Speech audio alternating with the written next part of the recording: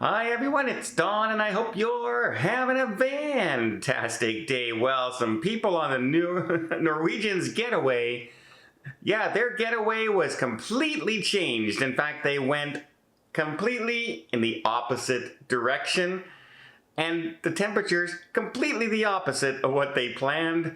We also have, let's talk about what happens if an incident happens on your cruise and the cruise line says you're going to get 100% refund for your money. There is some catches to that, so I'll go over that as well. And then we also have to talk about the new protocol changes that are happening for places where you needed to be vaccinated and you needed to take a test.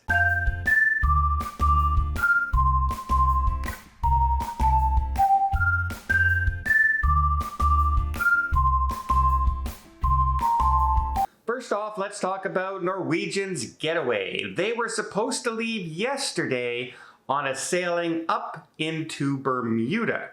Well, as you know, Hurricane Fiona is hitting Bermuda today, so there was no way they were going to head up in that direction.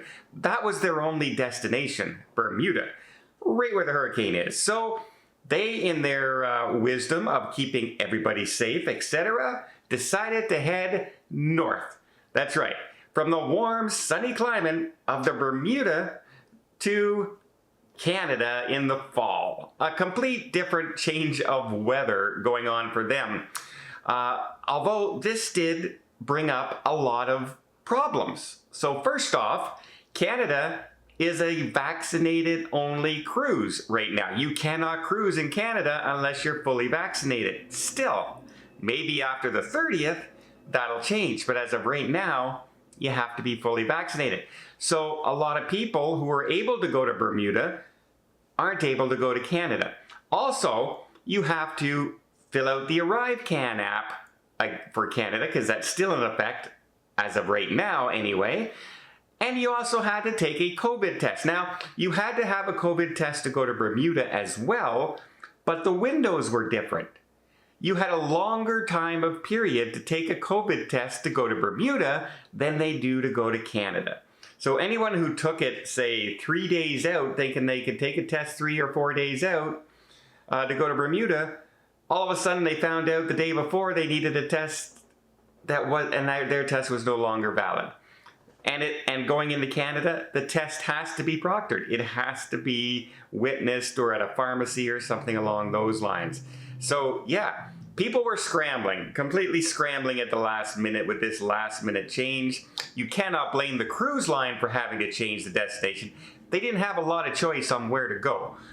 They have a hurricane in their path from the south. Where are you going to go? So they headed north, the only safe area that they can get to. Hopefully they can get back without the hurricane keeping them too far up in that direction. But yeah, a lot of problems going on now. If you were unable to cruise, for instance, you're not fully vaccinated on that cruise, guests will be offered a 100% future cruise credit that's good until August 31st of 2023. So about a year from now, you have to have booked a cruise with those. You don't have to take the cruise, but you have to book a cruise. So you have roughly 2.5 years to use those future cruise credits, but there will be no cash refunds from the looks of things. Next, let's talk about a bunch of changing protocols, at least that I'm noticing right now on, say, Princess and Holland America, both owned by Carnival Cruise Lines. Princess, you can see it right now that if you're on the Panama Canal cruise, which was one of those cruises that you had to be fully vaccinated and you had to take a test to do any ocean crossing, and the Panama Canal was included that you had to have a test. Well, Panama Canal is now up saying you don't need to take a test if you're fully vaccinated and up to date with your boosters.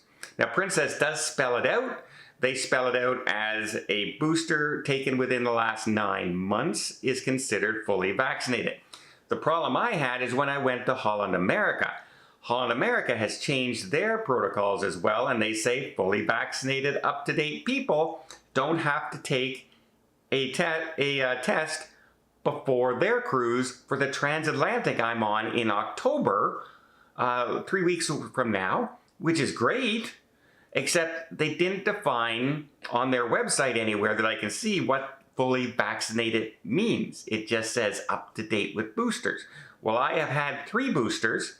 I've been recommended not to have a booster right now because I've had COVID in the past 6 months. And also the new Omicron variant is coming to Canada as far as like the booster protection is concerned. And they said I should be waiting to take that booster instead of the one they have now to take in the account of Omicron. So I've been recommended not to take a booster, but I only had 3 doses, and it was taken almost exactly 9 months ago. So you can see where I'm in a pickle. But when I went on to fill in on the app, and you have to fill in all your protocols, it just asks you, have you taken 2 shots of what? And I filled it in, and it said, have you have one booster? Yes, I have. And that was it.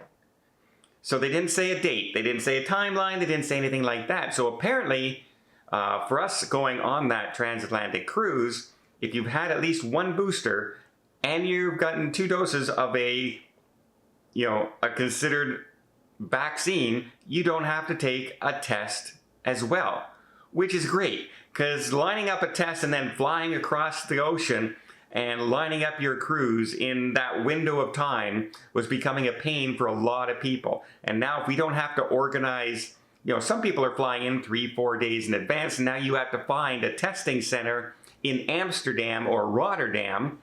Now if you don't need to take that test, it makes your cruise much less stressful, because everybody is stressed until they get that negative test in their hand. You can feel perfectly fine and still test positive for COVID. So your stress level is high. You've just spent thousands of dollars to fly across the ocean, only to test positive when you get there and can't get on your transatlantic cruise, and you're stuck there now under quarantine. So that is a high stress level. And if this means that the testing is gone, which it seems to have been, that is terrific. Also, Greece seems to be easing their restrictions now and saying that you only have to test if you're leaving from a port in Greece, not if you're just going in for a day visit, which also helps a lot of people because, again, testing was a pain in the butt. Okay, now I wanted to talk to people because I'm seeing some reports out there of people who are talking about not getting their money back for incidences when the cruise line says they're gonna give you a full refund. But before I get there, let me just invite you to hit that subscribe button if you haven't done so already. Keeps you up to date with everything cruising, from what's happening with the hurricanes to the new protocols that are just changing. You just heard some changes right now, to brand new ships coming online. I booked 3 brand new ships that are coming online between 2023 and 2024. And we're just gonna have a lot of fun. We're gonna tell you about anything cruising to save you money, to give you some tips and tricks, and basically make your cruising experience a little bit better. At least that's my goal here, and maybe even entertain you a little bit along the way. And again, I really do appreciate it. It really does help the channel out immensely. Okay. Let's take an incident, for instance, the Norwegian Sun that earlier this year, while sailing in Alaska, ran into that growler iceberg and had to cancel the remaining portion of its cruise. Now, the cruise line did right by the passengers, saying that they will get a full refund as well as future cruise credits.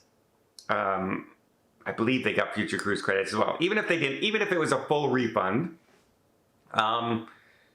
people were shocked when the money came back and it wasn't what they paid in total. Well, that can be numerous factors. Number one is travel insurance. If you paid travel insurance through the cruise line, you don't get that money back. That's travel insurance. That's medical insurance. That's a third party. You don't get that money back. That's not considered part of your cruise.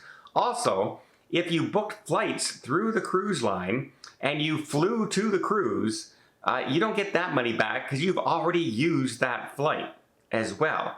Also, If you book shore excursions before that incident happened, so say it happened on day 5 of a 9-day cruise, and you've been on 2 shore excursions, you're not going to get the shore excursion money back. You're also not going to get any restaurants that you've booked and fine dining on board that you used during that time.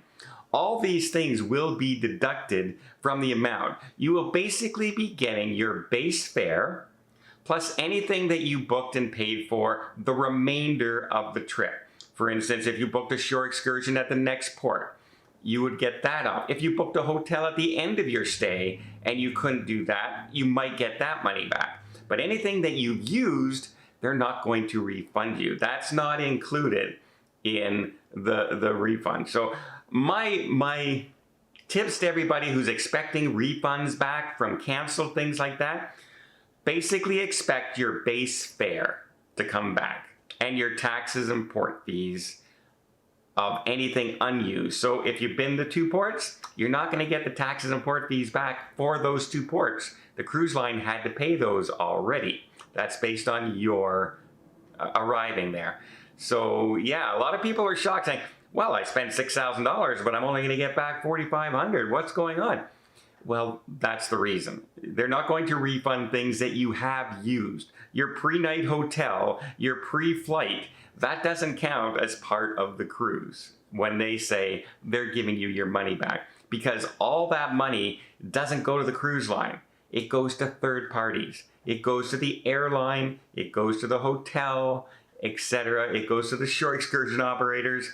It doesn't go to the cruise line's money. So if you had any questions, that's the explanation. But I am seeing people who have been messaging me and curious about that, so I thought maybe I'd clear that up a little bit here. Well, I hope you appreciate this video. If you did, please give it a thumbs up. Want to see more tips, more tricks, more travel vlogs from around the world? Hit that subscribe button. Till next time, have yourself a safe and a great vacation.